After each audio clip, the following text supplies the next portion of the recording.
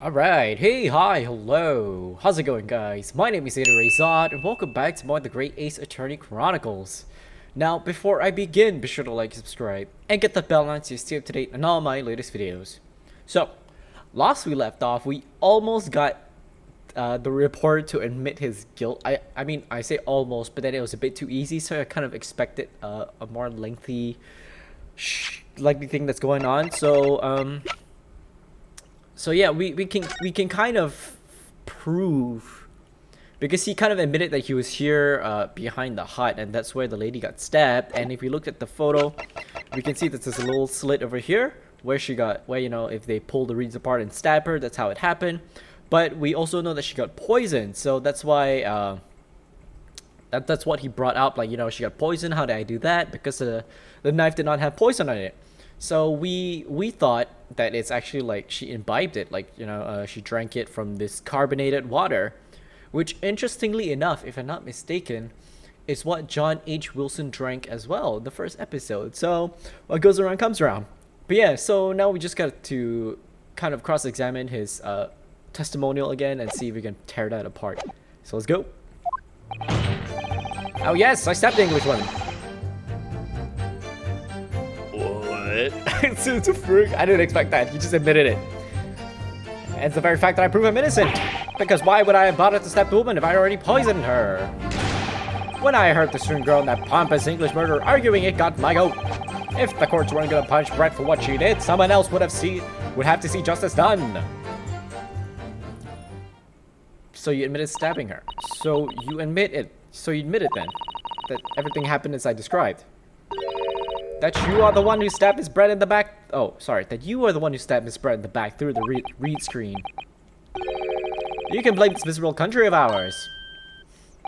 A country that bows to the pressure of foreign powers and let murderers walk free.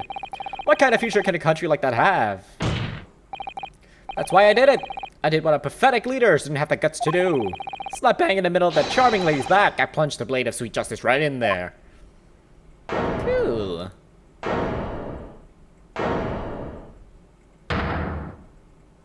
Cool.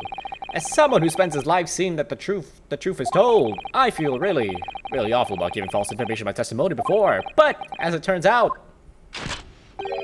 there was somebody else who had it in for the victim and got to her before me. Shit. That's right. You guessed it.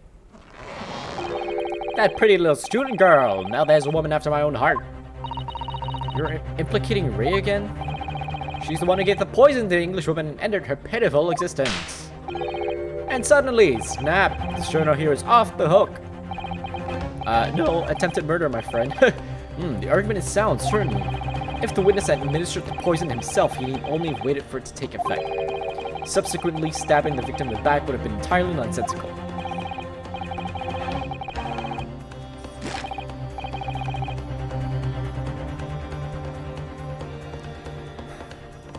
What the fuck? What's going on? Okay, they better implicate him in the conversation after this. If they're saying oh my god, no, she got poisoned and he only stabbed her, he's in the clear. I'm gonna be so upset. I'm gonna be so angry because that's attempted murder, people. And therefore, this report had nothing to do with the poisoning. Yes, it's all quite logical. That's right, it is logical and true. I'm glad you all seen the light. Justice at last. This is unbelievable. And after I made so much progress of proving his guilt, is he gonna get away with it now?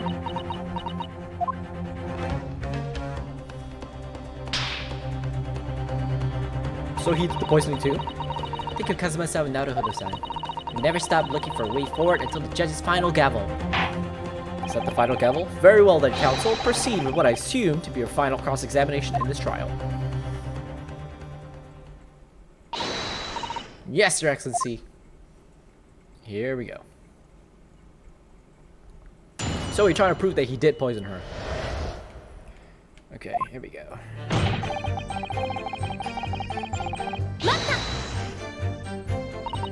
So you do admit that you had murderous intentions towards Miss Brett then? Ah, the woman's very existence offended my sense of justice. Your sense of... exclaim some sort of righteous indignation?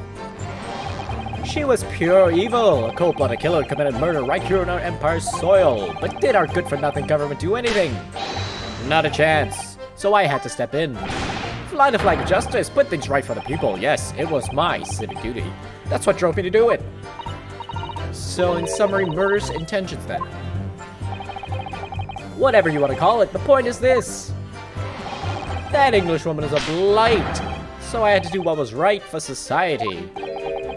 Yet a real wrong was done by the student girl in the dock, crime for which she must pay. Obviously, because the poisoning was nothing to do with me at all.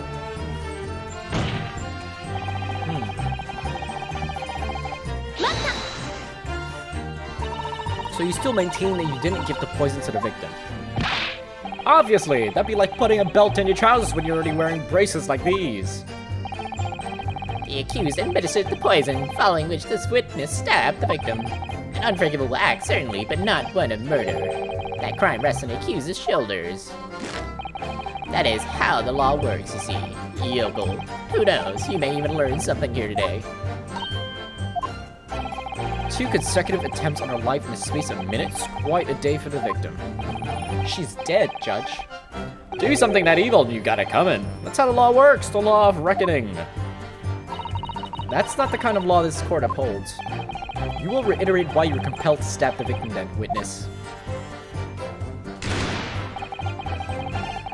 Pompous English for murder arguing? Got my vote. What exactly were they arguing about? About what happened in that restaurant 9 months ago, that's what. The student girl was laying to the Englishwoman for killing her beloved mentor, Dr. Wilson. Yes, John H. Wilson, a professor of medicine, invited here from England by Professor Mikotoba, no less. Right, but the Englishwoman just jeered. Her case was to be heard by the British Consular Court in Shanghai, however. There is little doubt that she would simply have been acquitted and sent back to her homeland a free woman. It was eating that student girl up inside, you could see it. I really felt for her.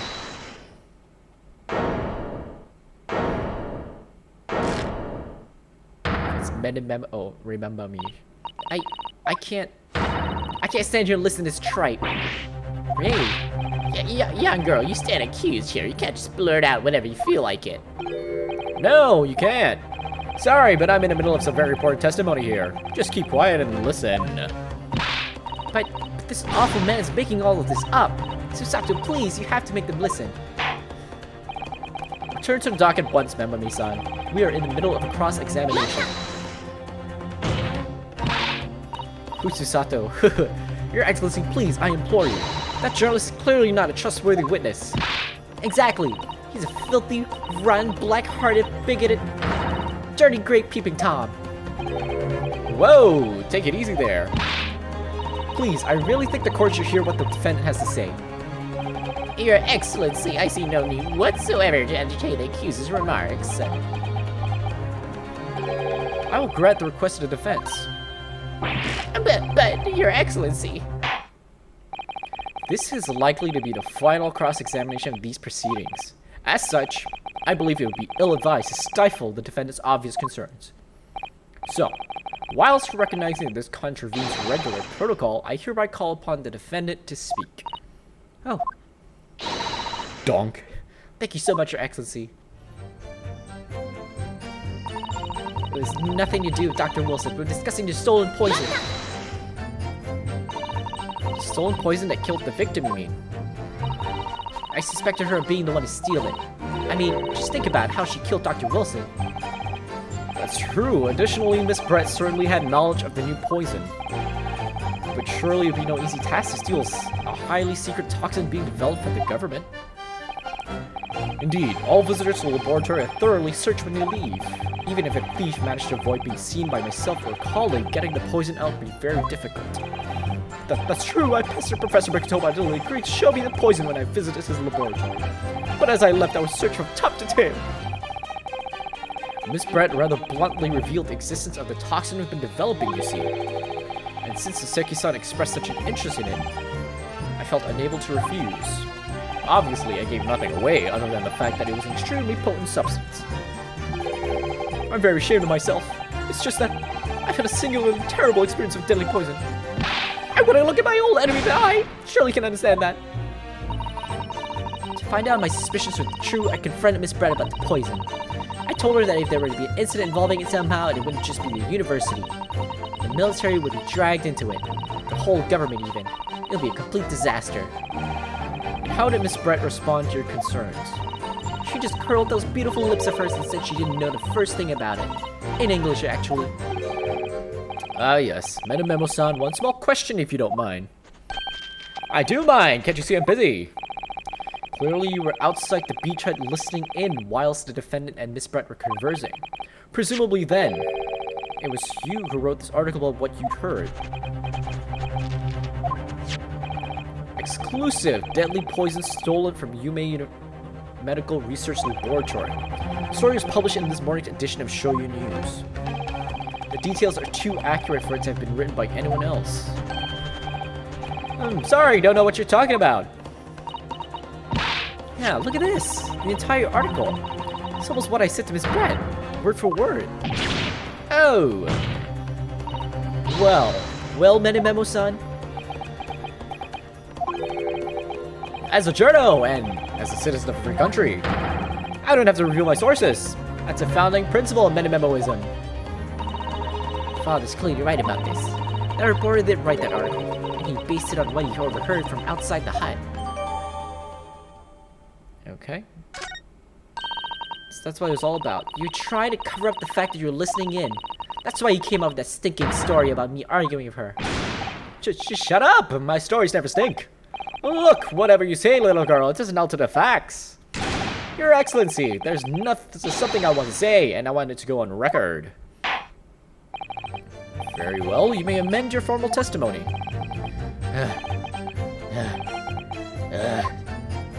He's angry. He's an angry boy. The point is, if he poisoned someone, there'd be no reason to then go and stab the person as well.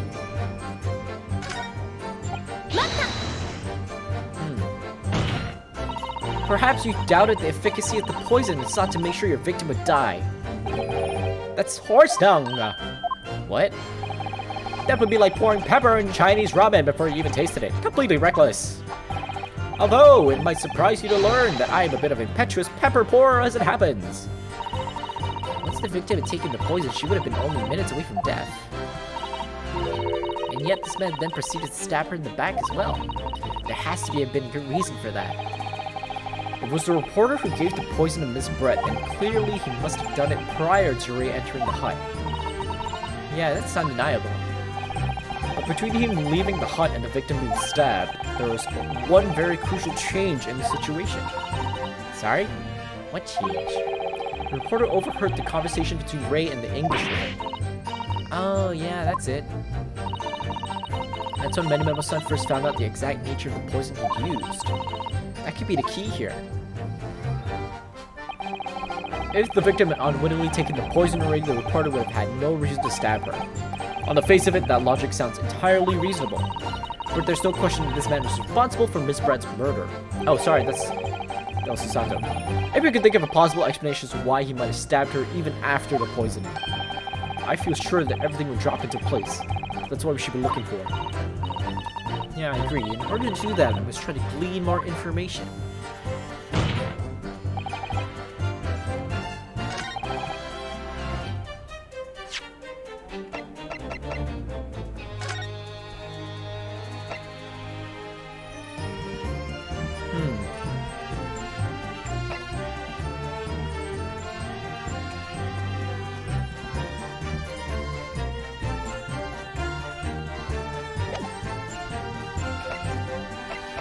I don't know why he did it.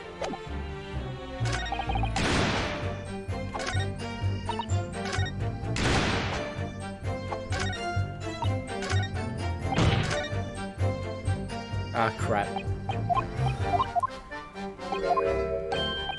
Okay, I gotta think about this. I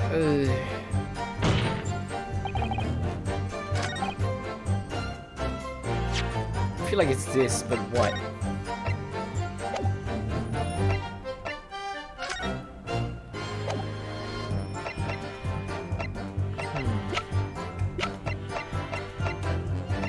Is it this? Well, I can think of one reason. What? But before I explain, I'd like you to confirm something for the court. Did you glean all the information for this newspaper article from what you overheard outside the hut? Of course you did. There can be no question of that. After all, when we were all in the laboratory together, all we were told is that it was a terrible toxin. And there's one more important fact to consider. According to the witness, Membami-san's verbal attack against the victim began as soon as you entered the hut. In other words, it would have been impossible for her to have slipped the poison in Miss Brett's drink. Where are you going with this, counsel? Membami-san has made it quite clear that he observed every single thing that happened in the beach hut. If the defendant had somehow found an opportunity, this man would have seen it. Oh. Which means that Miss Brett couldn't have imbibed the poison whilst the defendant was present. In fact, it must have been administered to her before Membami-san entered the hut. Yes, very articulately put. When I walked into the hut, I immediately started to press Miss Brett about the poison. At which point, Membami-san overheard some worrying information. Worrying information? What worrying information? The information which he subsequently included in his newspaper article, namely, that the poison was being developed in strict secrecy, and that it couldn't be readily obtained. Oh, I did not know that. Absolutely, in fact, that's quite an understatement. The only possible place it could have come from is my lab. And furthermore, anyone afflicted by the poison would exhibit telltale signs of death. The extreme constriction in the pupils, yes, it's quite stark when you see it. There are other poisons that show similar symptoms, but not among new substances that are undetectable. In other words, it would be clear that the victim's life had been ended by the use of this particular poison, which would reduce the number of suspects to only a handful of people. Everyone in my laboratory is aware of the unique properties of the toxin we've been developing. None of them would be foolish enough to attempt to use it for some nefarious deed. Membami-san being no exception. Therefore, we can conclude that whoever administered these unique poisons to the victim was a layperson, unaware of its telltale properties.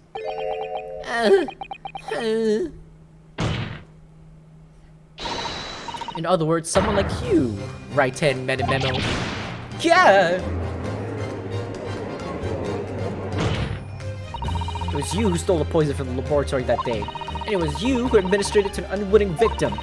But you quickly realized that was a terrible mistake, because the poison caused such unusual symptoms and was so traceable. As you listened from the far side of the beach hut's thin walls, you learned of those facts. But you already given the victim the poison at that point. It was too late. So you hatched a plan to disguise your mistake. A plan that involved stabbing the victim in the back through the reed screen. But what good could that possibly do? Isn't it obvious, counsel? The plan was to kill Miss Brett before the poison could take effect. Once in the blood, the poison causes the onset of pupil constriction, but he had hoped to precipitate the victim's death before that happened, hadn't he? Exactly. Because without any revealing signs of the new secret poison's use, no one would ever have suspected. This is extraordinary. Yes, the effects of the poison meant it would be too easily identified, so the killer had to mask its use, which he attempted to do by plunging a knife into the victim in the middle of the victim's back. As he finally cracked. Order! Argument presented is sound. The court is satisfied that it warrants consideration. Does the prosecution have a counter-argument it wishes to put forward? Well, there are a number of, yes, I counter completely. The prosecution's evasive response clearly shows that in much the same way as he nurtures the remnants of his top knot, he's clinging to lost hope. Hope?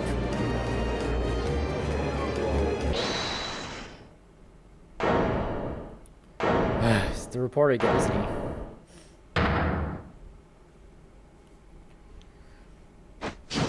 Oh, he's broke. Ah, you pathetic, useless, fallen samurai. Fallen? Who are you calling fallen? My burgeoning growth is... I don't need a counter-argument. What? What are you talking about? It should be blatantly obvious. I stole the poison, you say. Gave it to the victim, you say. Stabbed her, you say. Lots of fine theories. You admitted to stabbing her, dipshit. But I don't need a counter argument, because you don't have an argument yourself. Where is your evidence? Yes, you make it all sound so plausible, don't you? But without evidence, it means nothing. Whereas I base my news on facts. Facts? What do you mean? Explain yourself. I mean, what the professor said earlier in this trial. It's all here in my many memos. Every word, every slip of the tongue, all noted. That's what the show you use is famous for, the power of the printed word. Surely be no easy task to steal a highly secret toxin be developed for the government. All visitors to the laboratory are thoroughly searched. When they leave, even if a thief managed to avoid being seen by myself or a colleague, getting the poison out would be very difficult. How's that then? Blown the story wide open. See, I write to Memo. I'm a reporter for the Show You News. Couldn't possibly have stolen that poison from the professor's laboratory. Oh, of course it's not that easy. Jesus. There can't be any question of it. He must have stolen the poison that day. Stole it and used it to kill. And if that's the case, as you've identified, the poison itself is the definitive evidence we need. Because whoever stole it from the laboratory that day is the true culprit here. What's your point, you annoyingly handsome country bumpkin? My point is this. There is one way that you, Membami-san, could have stolen the poison that day. I've heard enough verbal conjecture now, thank you. What the court must be shown is evidence. What proof do you have that this witness stole the poison on the day in question? My god, I don't know. Do I have proof?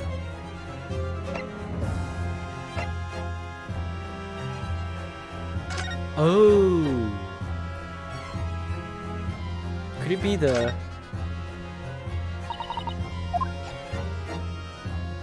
Could it be the thing here?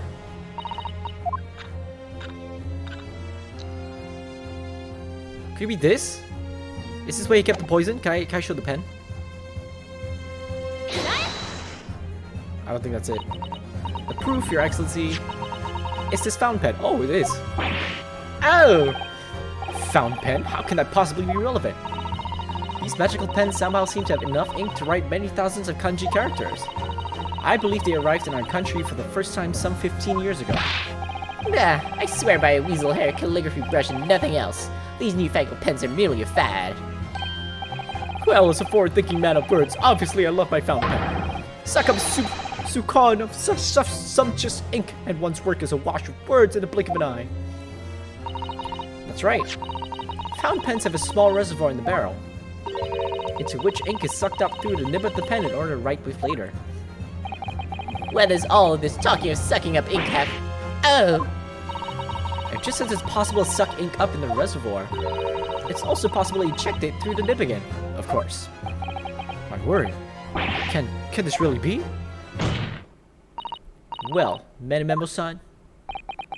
Oh, When you saw the deadly poison before your eyes in the laboratory that day, you used your fountain pen, your very lifeblood, to steal some of it, didn't you? By siphoning the poison up through the nib and into the pen's reservoir. Gah! more absurdity. It never happened. True, we've heard that there are procedures in place to prevent thefts like this from the laboratory. But would anyone have thought to look inside a fountain pen of all places? No, I'm a little ashamed to say. But for fear of offending our guests, such a detailed search would not have been conducted. Well, this is quite startling, I must say. I remind the court that this pen was found in the clutches of the victim when she died. In other words, it was dropped at the scene by the Membami-san. So the crucial question is, when exactly was the pen dropped? Are you suggesting? Natural conclusion is that in your haste to act while the victim is distracted for a moment, you dropped the pen after you emptied the poison from it into her glass. There could be any number of alternate explanations. For example, the witness could have been using his pen to write down details of his conversation with the victim. And when shocked by one of her outraged answers, the pen fell from his quivering hand. Nope, can't be. If it was, how do you explain why the pen was devoid of ink? What? As you can see for yourself, if you examine the evidence, there would appear to be no ink present in the reservoir. What newspaper reporter goes to interview someone with nothing in his pen? No, the pen was dropped after the poison that filled its reservoir had been emptied into the victim's glass. Witness, what do you have to say in your defense? Oh man, so this is how our modern justice system works, is it? So what if the ink in my pen runs dry? So what if my pencil snaps? He's got 4 more. I can always claw my way back into the game. I have plenty in reserve. Ah! You throw it?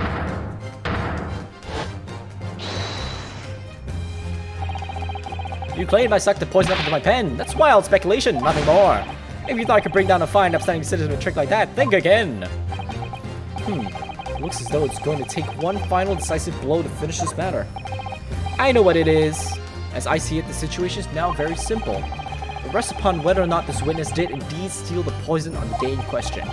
And therefore, all depends on whether or not the defense can prove he did with evidence. Ah! No such evidence could possibly exist! I think there is! Membami-san, this is how our modern justice system works. What? In the courtroom, evidence is everything. Something you would do well to remember. Because we are well past the point of speculation at this stage, I assure you. Very well then. I call upon the defense to present the aforementioned evidence. This is it then. This will be the final piece in the puzzle. The defense can prove by means of this item that it was the witness's pen that was used to steal the poison. It was this chemical reagent. Counsel, what is that bottle? This bottle contains a unique chemical reagent that can identify the poison in question. Oh! Yes, the poison is an entirely new synthesis of alkaloids developed by my colleagues and I. It would be impossible to detect traces of it by any other method. Or, from another perspective, simply with this chemical reagent, anybody at all could check for traces of the poison. A reagent? What? 1 drop of the contents of this bottle on the tip of your fountain pen, Membami-san, is all it will take to solve this case beyond all reasonable doubt. Are you gonna crack, bro? No, you can't. I won't. Your crimes are bad enough, but at least no one admit defeat. Your Excellency, the defense requests permission to carry out the test of the fountain pen at once.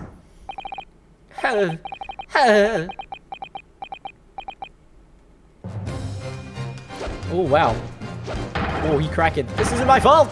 Yeah, I drove into this! Trying to hold its head high as a civilization, but bowing its head to every foreign powers within, I took a power! Oh boy, I can't keep this up. I can't keep up this.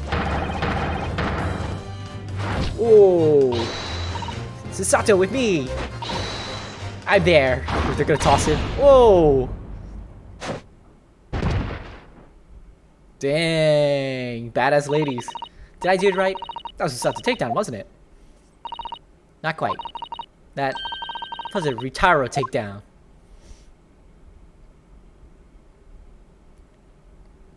Nice. The instant the first drop of the reagent touched the nib of the fountain pen, it was clear to everyone present.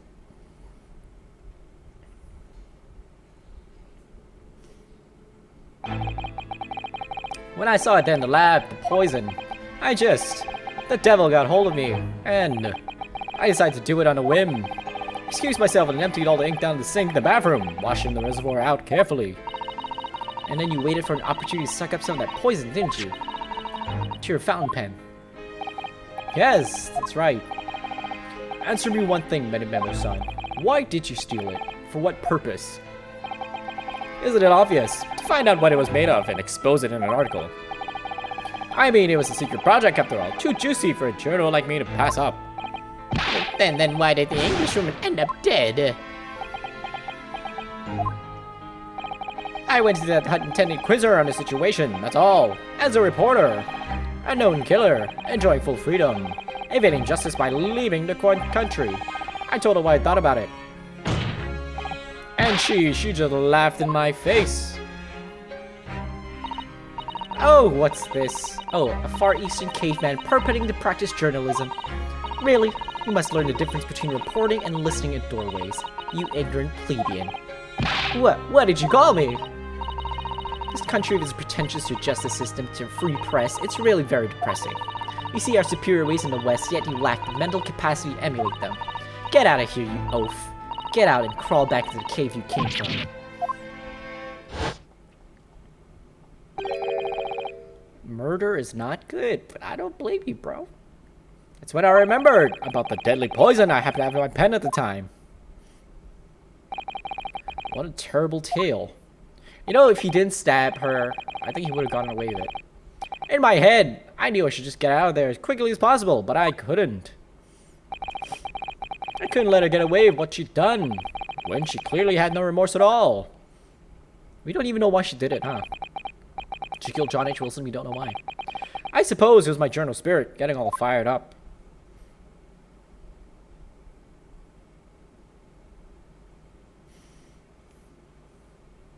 Yeah, sweat away, bro. I'd like to ask you something. Yes. You often talk about justice. But surely as a journalist you could have used other means to deliver the justice you sought. There's no justice in the press. Sorry? After the trial 9 months ago, I kept digging and digging to find out what had happened in that courtroom. And finally, I discovered the truth. It was a cover-up, that's what it was. A cover-up? What do you mean? I will remind you of your position, witness. Be careful what you say. Oh, come on. Doesn't it strike you as strange? We're suddenly not allowed to convict a foreign national. Consular jurisdiction should never come into it. And yet, that puffed-up Englishwoman was going to sail away into the sunset a free woman. The only possible explanation is that behind the scenes, some deal had gone down between Britain and Japan. What sort of deal? I'd done my research, dug up all the dirt, it was all ready to be published. But you know what happened? The editors tore the article up. It came under pressure from the government, you mean? If our government's going to let criminals walk free, if they're going to crush the free press, then what choice do I have but to see that justice is done myself? Let's not forget, Membami-san, that you committed murder yourself, and you tried to lay the blame at the defendant's door. I'm sorry, but you're no better than Giselle Brett. What? Also a fair point. The truth is, you have no right to talk about justice at all. I suppose. It would appear that we have reached a conclusion in this trial at last. Counsel for the defense, Naruhodo. Ryutaro. Oh, yes, sorry, Your Excellency. Just musing in a manly way here. It's almost unbelievable that this is your first experience at the Supreme Court. It was an excellent performance. In truth, it has very much reminded me of your cousin's exploits. Oh, Naruhodo-san. Ryosuke, you mean? The way you handled the trial 9 months ago and the way you handled this one gives me hope that we are genuinely entering a new era of justice in this land.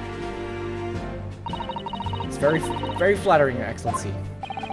Hearing the defense you put forward today made me feel most keenly that the future of our justice system will be forged by you and your contemporaries. Thank you. So, Prosecutor Aochi, do you have any final thoughts? Harakiri? Prosecutor Aochi? Taketsuchi of the Aochi clan have been bested by Cal Youth not once now, but twice. If there was any shred of my former self left, it has withered and died here today. Gosh, your journey to cultural enlightenment sure took a while, didn't it? Silence!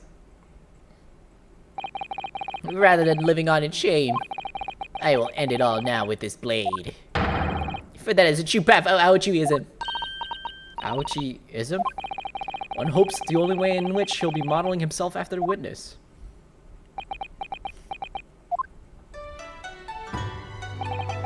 Sprig of my top knot. The time is right for farewell. Hope is lost forever. Taketsuchi.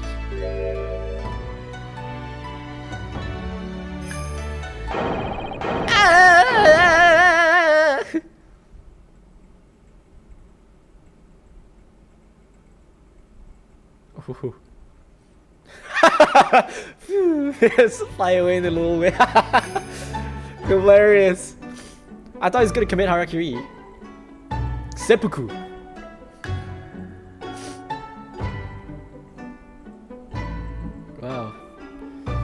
I actually don't know this custom, but I assume it's pretty hardcore for you to cut off your top knot.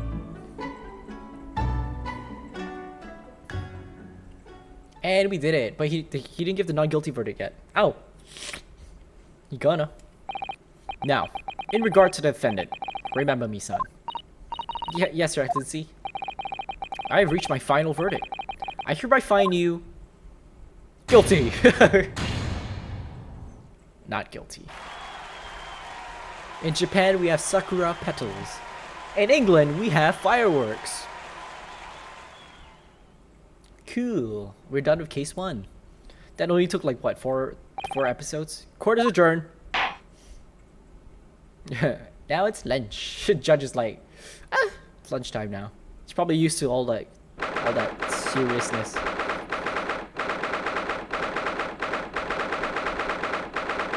Come on. It's over. My heart is still pounding in my chest, though. That's all I can do to just stay standing. Lawyers have such a great responsibility, such a great burden to bear.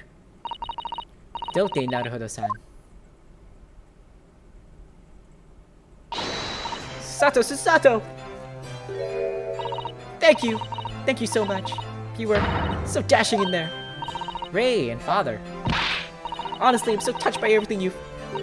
Oh no. I think I'm gonna cry. It wasn't easy, but together we made it. I was on the verge of tears at the end, too. The only reason I'm still here is because of you. Oh no, I can't take all the credit. It took courage to tell the truth in there. You did wonderfully, Ray. So I would have to say that the congratulations belong to you. Susato, don't be so standoffish. Sorry? We're friends, equals, and the trial's over. So no more of this formal super humility nonsense. It's time to celebrate with swagger. Show caution to the win.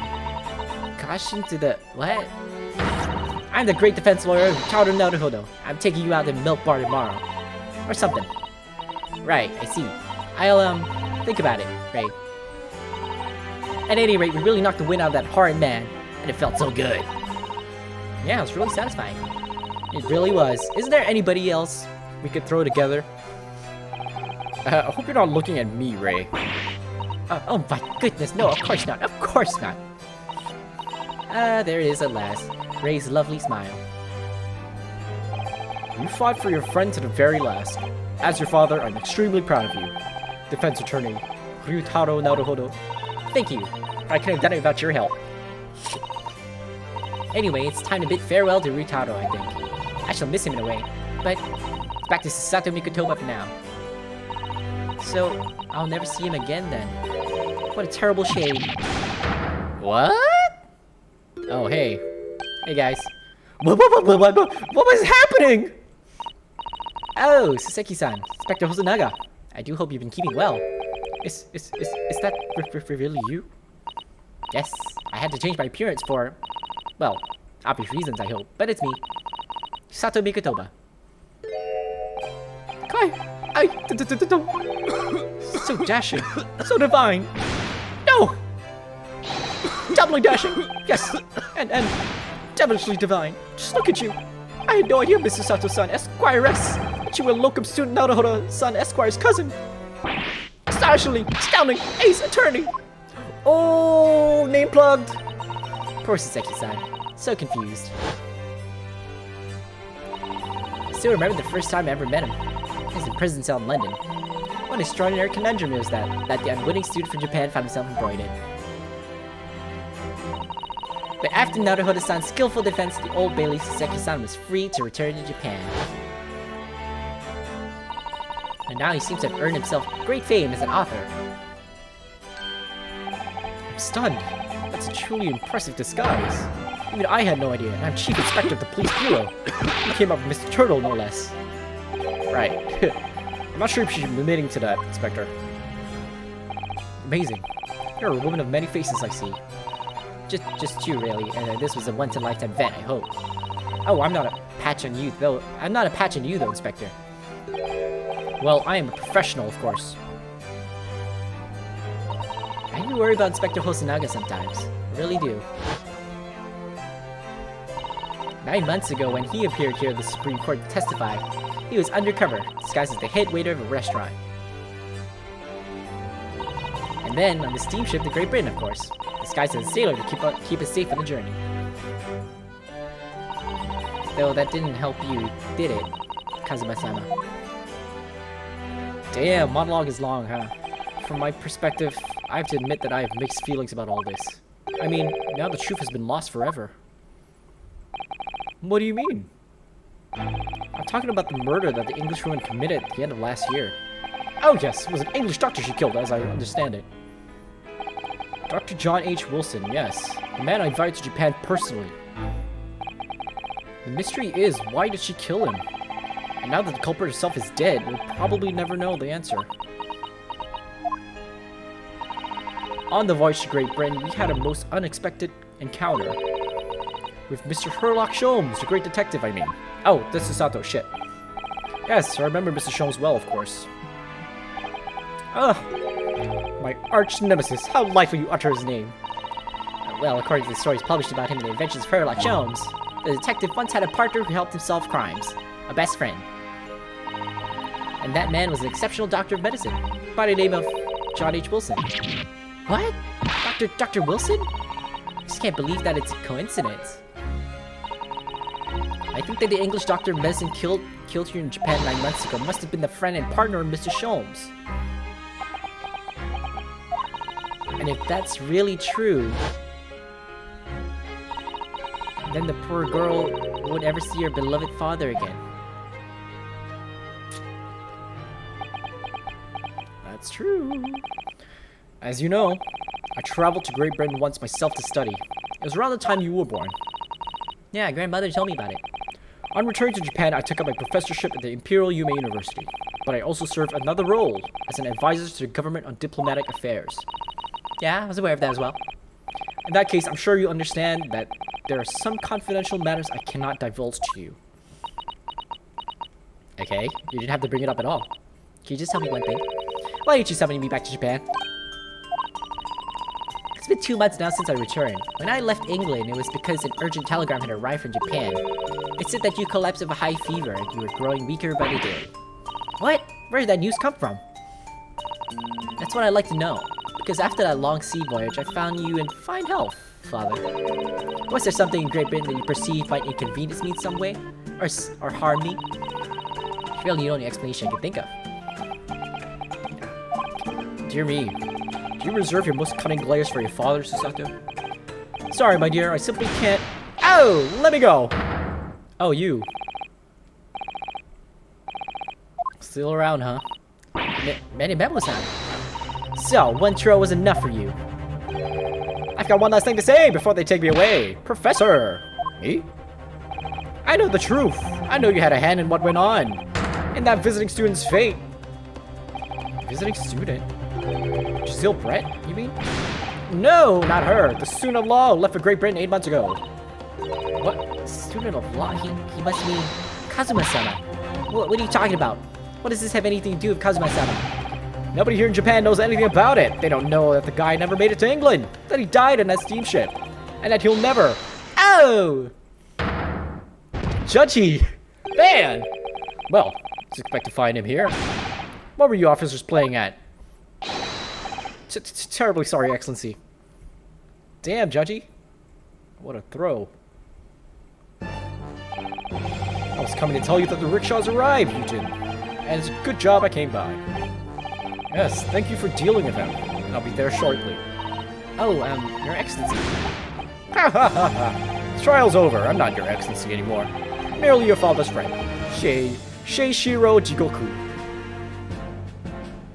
I'm not sure what Seishiro means, but Jigoku means hell. So it's appropriate for a judge, right? I mean, I say that since I saw you last, you seem to have taken on a more dashing appearance. Susato. Did you know all along? From the start of the trial? A judge sees everything, Susato. Couldn't let you take the risk if Seishiro here hadn't known and then he'd recognize you. So I had a word in his ear beforehand, as an old friend. So, Seishiro, shall we? Yes, having ruled on that case, we now have various diplomatic issues to address. Before you go, Father, Sorry, my dear, we shall have to return to our earlier conversation at a later date. But well done again, both of you. You did admirably. Oh, thank you very much. What do you think of my 6-year sling, eh? It's been a while since I sent a man flying like that. Jesus. Everybody knows how to sling. Whatever could Father be hiding from me? About Jazeel Brett? About Dr. Wilson? And now it seems, according to the reporter, about Kazuma-sama. I'm gonna have to bring this up with Father sometime, when nobody else is around. Judicial Assistant Mikotoba Esquires. Could I have a word? Oh, yes, of course, Saseki-san. What is it? I think perhaps it could be fate that we're meeting again like this now. You see, there's something I need to tell you. Oh? I believe it may be related to the reason why your father summoned you back from England. This I have to hear. Please, Saseki-san, tell me at once. I will! As you know, my time in England was terrible. Cursed, I have no doubt. Such awful things I was embroiled in. Thank goodness Lokumsu and Naruhodo-san and Esquire stepped in. After he secured my freedom, I couldn't wait to get on a ship back here to my homeland. Having arrived in Japan, I submitted a report about my experiences to the Ministry of Foreign Affairs. Next thing I knew, I had a visitor. It was your father, Professor Mikotoba. He wanted to ask me all sorts of things about my report. My father? He seemed to be especially taken with a particular part of the report. Anyway, he left eventually, having thoroughly quizzed me.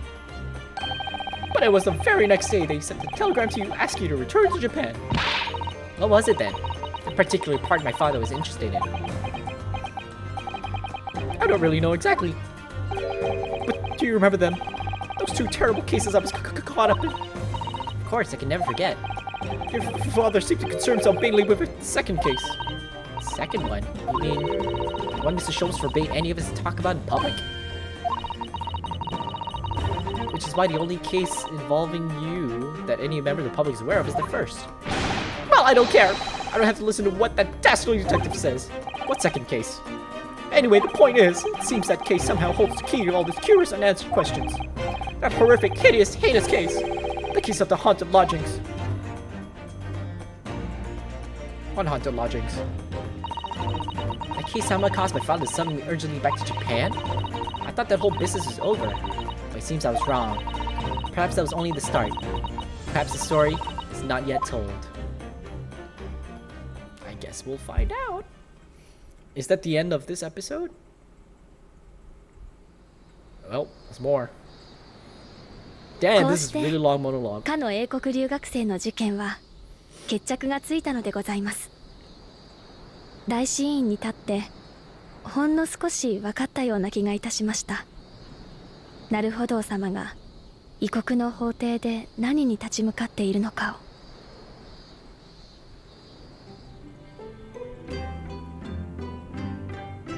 今日はもう一つお知らせしたいことがあって筆を取りました。夏目漱石様がおっしゃった2つ目の事件。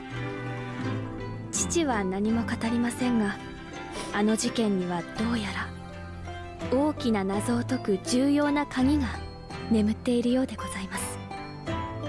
あの事件の記録はお部屋の棚の左隅に残しておきました。よろしければ振り返ってみてはいかがでしょうか。日本はいよいよ夏の盛り、今日も抜けるような青空でございます。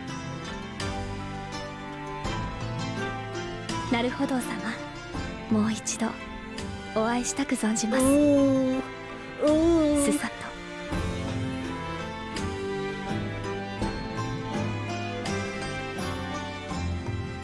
What does that mean? Does she mean that as a friendly thing, or it's like love?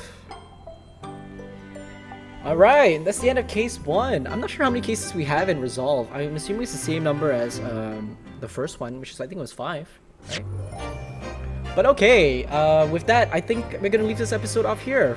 Perfect segue, we're done in case 1. We'll focus on case 2. I'm not sure we're still gonna be going as Susato. Maybe we're going back to Great Britain as Naruhodo, but we'll see what happens. So for now, if you like what you see and you like what you hear, be sure to like, subscribe, and get that bell on so you stay up to date on all my latest videos. As always, be safe, take care. and I'll see you when I see you.